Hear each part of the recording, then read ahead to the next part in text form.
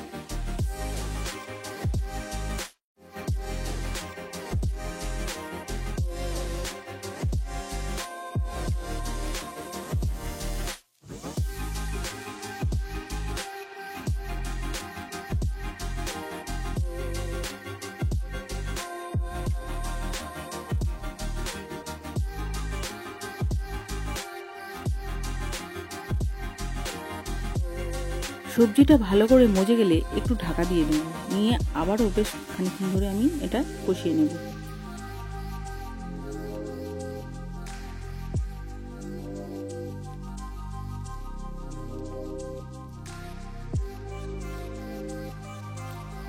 সবজিটা ভালো করে কষে গেলে এবারে যে বড়িটা আমি ভেজে তুলে রেখেছিলাম, বড়িটা আমি দিয়ে দিচ্ছি এর মধ্যে। এরপরে যে ডাঁটাটা কেটে রেখেছি ওটাও দিয়ে দেবো, দিয়ে অল্প পরিমাণে জল দিয়ে আমি এটা ঢাকনা দিয়ে রান্না করে নেব।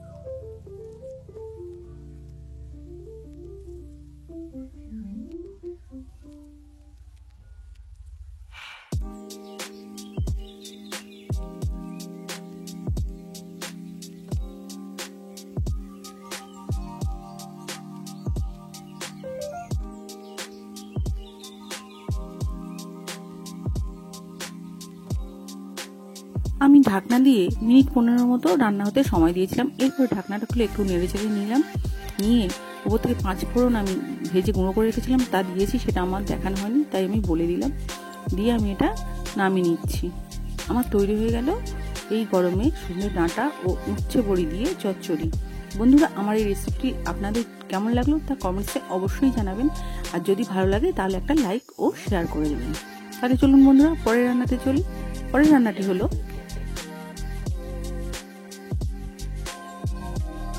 রসুন দিয়ে রুই মাছ আলুর পাতলা ঝোল। এর জন্য আমি প্রথমে 1 চামচ মতো রসুন বেটে নিয়েছি, আলু 3 থেকে 4টে একটু বড় সাইজের কেটে নিয়েছি লম্বা লম্বা করে, ও মাছটা নুন হলুদ মাখিয়ে রেখেছি। প্রথমে কড়াইতে একটু বেশি পরিমাণ তেল দিয়ে তেলটা গরম হয়ে গেলে আলুটা আমি ভেজে তুলে নেব। আলুর মধ্যে ভাজার সময় আমি একটু নুন দিয়েছি ও ও অল্প পরিমাণ হলুদ দিয়েছি, তাতে করে আলুর মধ্যে নুনটাও ঢুকে যাবে আর দেখতেও ভালো লাগবে। আলুটা ভেজে তুলে নেওয়ার পরে ওই কড়াইতে আমি মাছগুলো ভেজে নেব। মাছটা আমি আগেই নুন হলুদ মাখিয়ে রেখে দিয়েছিলাম, যাতে করে নুনটা মাছের মধ্যে ভালোভাবে ঢুকে যায়। এবারে আমি মাছটা ভালো করে তাই ভেজে তুলে নিলাম।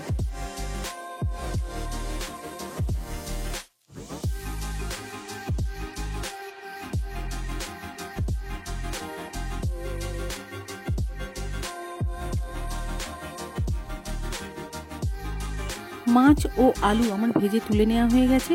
এবার ওই কড়াইতে যেটুকু পরিমাণ তেল অবশিষ্ট ছিল সেই তেলের মধ্যে আমি 5 ফোড়ন দিলাম। 5 ফোড়নটা ভাজা ভাজা হয়ে গেলে এবারে আমি যে রসুনটা বেটে রেখেছিলাম 1 চামচ পরিমাণ, সেই রসুনটা দিয়ে ভালো করে ভেজে নিচ্ছি। রসুনটা ভাজা হয়ে গেলে আমি একটা আলু সিদ্ধ করে রেখেছিলাম, ওই আলুটা হাত দিয়ে স্ম্যাশ করে নিয়েছিলাম। ওই স্ম্যাশ করা আলুটা এর মধ্যে দিয়ে ভালো করে আমি কষিয়ে নিচ্ছি।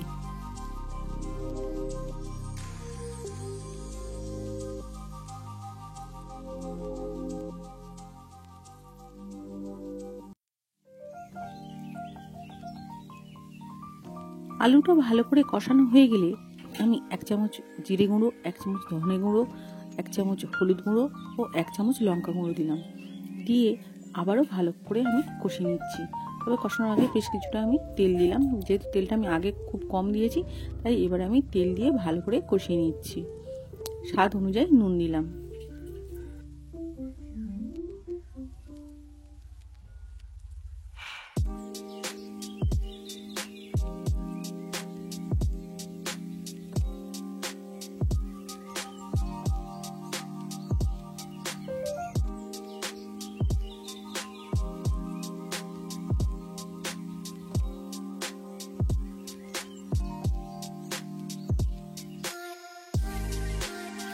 মশলাটা ভালো করে কষানো হয়ে গেলে এবারে ঝোলের জন্য আমি গরম জল দিয়ে দেব।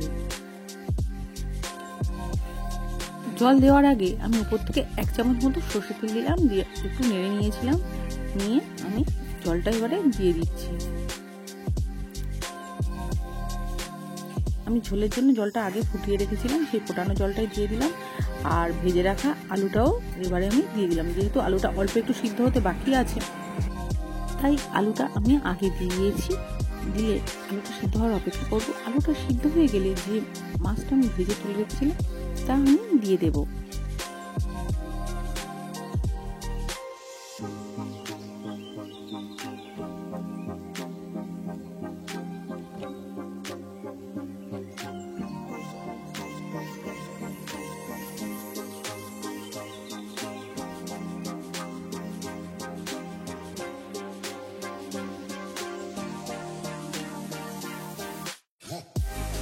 ঝোলের মধ্যে মাছটা দিয়ে মিনিট 5 আমি ফুটিয়ে নেব, যাতে করে মাছের মধ্যে ঝোলটা বেশ ভালো মতো ঢুকে যায়। এরপরে আমি নুনটা বন্ধ করে দেব। এবারে আমি একটা পাত্রের মধ্যে মাছের তরকারিটা নামিয়ে নিলাম। তাহলে আমার তৈরি হয়ে গেল রসুন আলু দিয়ে রুই মাছ পেটির পাতলা ঝোল। বন্ধুরা, আমার এই রেসিপিটি আপনাদের কেমন লাগলো তা কমেন্টসে জানাবেন। আর যদি ভালো লাগে তাহলে একটা লাইক ও শেয়ার করে দেবেন। তাহলে চলুন বন্ধুরা, পরের রান্নাতে যাই আমরা। পরের রান্নাটি হলো মোচা চিংড়ির মালাইকারি। মোচা চিংড়ির মালাইকারি বানানোর জন্য আমি 250 গ্রাম মতো মোচা চিংড়ি নিয়েছি। সেটাকে ভালো করে ধুয়ে কেটে নিয়েছি। তবে চিংড়ির খোলাটা আমি সব ছাড়াইনি, রেখে দিয়েছি। আমি শুধু মাথাটা আর গোঁপাগুলো কেটে নিয়েছি, নিয়ে পরিষ্কার করে নিয়েছি। চিংড়ির মালাইকারি বানানোর জন্য যে উপকরণগুলি আমি নিয়েছি তা হলো একটা ছোট সাইজের কচি নারকেল বেটে পেস্ট করে নিয়েছি, পেঁয়াজ বেটে নিয়েছি, রসুন বেটে নিয়েছি, জিরে গুঁড়ো, ধনে গুঁড়ো, 5 ফোড়ন, লঙ্কা গুঁড়ো, হলুদ গুঁড়ো, গোটা গরম মশলা। গোটা গরম মশলার মধ্যে নিয়েছি 2টো ছোট এলাচ, একটা বড় এলাচ ও একটা দারচিনি ও 2টো লবঙ্গ নিয়েছি। এছাড়া চিনি ও সর্ষের তেল। আমি পুরো রান্নাটা সর্ষের তেলের মধ্যে করছি। আর আদা বাটা ও 1 চামচ আমি ঘি নিয়েছি। প্রথমে কড়াইতে তেল গরম করতে দিয়ে তেলটা গরম হয়ে গেলে আমি 1 চামচ পরিমাণ চিনি ও গোটা গরম মশলাটা ফোড়ন দিয়ে নিয়েছি। এরপরে আদা বাটা ও রসুন বাটা দিয়ে ভালো করে কষে নেওয়ার পরে পেঁয়াজ বাটাটা দিয়ে দিলাম। পেঁয়াজ বাটাটাও একটু ভাজা ভাজা হয়ে গেলে এবারে যে রেগুলার মশলাগুলো থাকে তা দিয়ে দিলাম, যেমন হলুদ গুঁড়ো, জিরে গুঁড়ো, লঙ্কা গুঁড়ো দিয়ে ভালো করে কষিয়ে নিচ্ছি মশলাটাকে আগে।